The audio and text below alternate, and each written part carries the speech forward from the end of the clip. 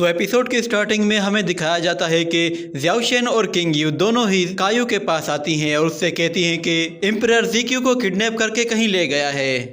और हमें ऐसा लग रहा है कि शायद वो दोबारा से ज़ीक्यू की बॉडी को पजेस करके उससे दोबारा से फोर्स फील्ड को एक्टिवेट करेगा। और एम्परर ऐसा इसलिए कर रहा है क्योंकि वो पूरी की पूरी डीमन की नस्ल को ही ख़त्म कर देना चाहता है। ये सुनकर कायू कहती है कि उसका टारगेट सिर्फ 9 स्प्रिंग है और वो ज़ीक्यू को इसलिए पजेस कर रहा है क्योंकि उसके सिवा उसका कोई काम नहीं कर सकता और हो सकता है कि इस सारे काम के बाद वो ज़ीक्यू को मार दे। जिसके बाद वो उन लोगों को एक रूम में लेकर आती है, जिसके बाद वो एक फ्लावर से वहाँ मौजूद कुछ एनर्जी बॉल से एनर्जी ट्रांसफ़र करती है, जिसके बाद वो फ्लावर चमकने लगता है और किंग यू के हाथ में आ जाता है। जिसके बाद कायू को कमज़ोरी फील होने लगती है, मगर वो उनसे कहती है कि मैं बिल्कुल ठीक हूँ, इस फ्लावर के अंदर मेरी सारी स्पिरिचुअल पावर है। और इसके अलावा वो उन्हें यह भी बताती है कि जब ज़ीक्यू यहाँ पे था तो उसे डर था कि शायद एम्परर दोबारा से उसकी बॉडी पर कब्जा कर लेगा, तो उसने मुझे कहा था कि मैं उसकी बॉडी में अपनी पावर्स को इंजेक्ट कर दूं। जिसके बाद मैंने अपनी स्पिरिचुअल पावर उसकी बॉडी में इंजेक्ट कर दी थी ताकि जब भी एम्परर उसकी बॉडी पर कब्जा करे तो मैं उसकी बॉडी को दोबारा से रिकवर कर सकूं। इस तरह वो आसानी से होश में आ सकता है। तुम लोगों को बस ये करना है कि जब तुम लोग ज़ीक्यू को तलाश कर लो तो ये फ्लावर उसकी बॉडी में इंजेक्ट कर देना, जिसके बाद मेरी सारी स्पिरिचुअल पावर ज़ीक्यू की बॉडी में ट्रांसफर हो जाएगी। जिसके बाद ही ज़ीक्यू एम्परर से लड़ सकेगा और खुद को उसके कब्जे से आजाद करा सकेगा। जिसके बाद वो दोबारा से चुनजी सोर्ड बाहर निकालती है, जो कि असल में ज़ियाओशेन की थी।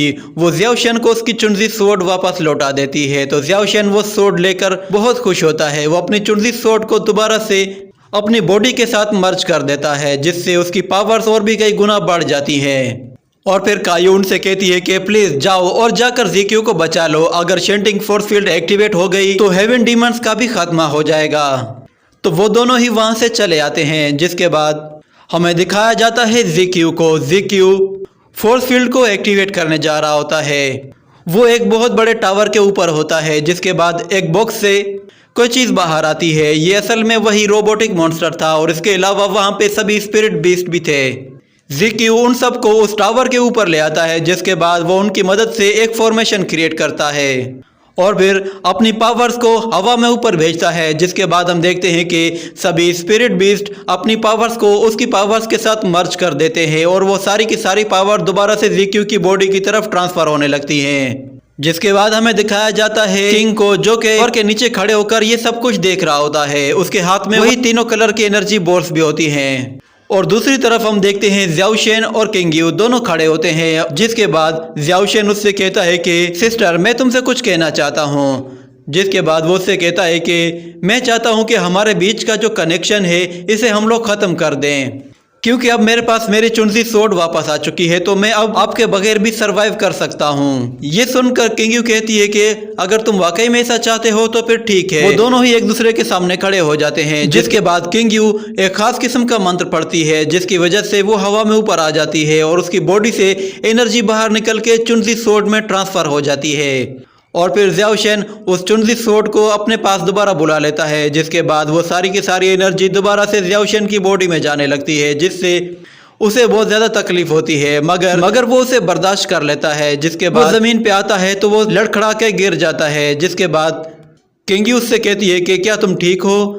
तो वो उससे कहता है कि मुझे थोड़ा रेस्ट चाहिए, जिसके बाद मैं ठीक हो जाऊंगा। और फिर अगले सीन में हम लोग देखते हैं कि रात का वक्त होता है और वो दोनों एक साथ बाहर किसी जगह मौजूद होते हैं। जिसके बाद ज़ियाओशेन किंग यू से कहता है कि तुम मेरे लिए बहुत ज़्यादा इंपॉर्टेंट हो। तो किंग यू कहती है कि हाँ मैं भी तुम्हें बहुत ज़्यादा इंपॉर्टेंट समझती हूँ। तो ज़ियाओशेन कहता है कि मैं एक डाइटी हूँ। जब मैं ह्यूमन रियलम में आया था तो मैं ह्यूमंस के बारे में कुछ भी नहीं जानता था कि ह्यूमंस में राइट और रॉन्ग, रिलेशनशिप, फ्रेंडशिप, ये सब कुछ क्या होता था। ये सब तुमने मुझे सिखाया है और मेरे दिल में जो ये फीलिंग्स हैं ये सब कुछ तुम्हारी वजह से है। और ये जानकर मुझे बहुत ज़्यादा खुशी हो रही है कि जो मेरे दिल में है तुम्हारे दिल में भी बिल्कुल वही फीलिंग्स हैं। जिसके बाद वो उससे कहता है कि मैं तुम्हें पसंद करता हूँ और मैं चाहता हूँ कि मैं हमेशा तुम्हारे ही साथ रहूँ।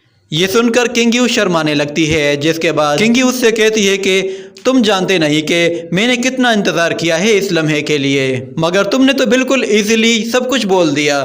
तो ज़ियाओशेन कहता है कि क्या मैंने कुछ गलत कह दिया है? तो किंग यू कहती है कि नहीं, तुमने कुछ गलत नहीं कहा। जिसके बाद ज़्याओशेन उसका हाथ पकड़ता है तो किंग यू उससे कहती है कि अगर तुम मेरे साथ हमेशा रहना चाहते हो तो तुमने हमारे बीच के कनेक्शन को क्यों ख़त्म कर दिया। तो ज़्याओशेन कहता है कि इस वक्त सिचुएशन बहुत ही ख़राब है, इसलिए मैं तुम्हें किसी खतरे में नहीं डालना चाहता, और जब ये वार ख़त्म हो जाएगी तो मैं डायटी रियलम से इजाज़त लेकर ह्यूमन रियलम में रहने के लिए आ जाऊंगा। तो किंग यू भी से कहती है कि मैं तुमसे प्रॉमिस करती हूँ कि जब तक मैं ज़िंदा हूँ मैं हमेशा तुम्हारे ही साथ रहूँगी। ये कहकर वो दोनों ही एक दूसरे के गले लग जाते हैं। इसी के साथ ये सीन यहीं पे कट होता है। अगले सीन में हम लोग देखते हैं कि वो दोनों ही मास्टर के सामने खड़े होते हैं, जिसके बाद वो उससे इजाज़त लेते हैं वहाँ से जाने के लिए। तो मास्टर कहता है कि अपना ख्याल रखना। ये कहने के बाद ज़्याओशेन अपने चुनसी सोर्ड से वहाँ पे एक पोर्टल क्रिएट करता है, जिससे क्रॉस करते ही वो लोग दोबारा से शियानशिया सेक्ट आ जाते हैं, जहाँ पे वो लोग देखते हैं कि लोगों की भीड़ लगी हुई है।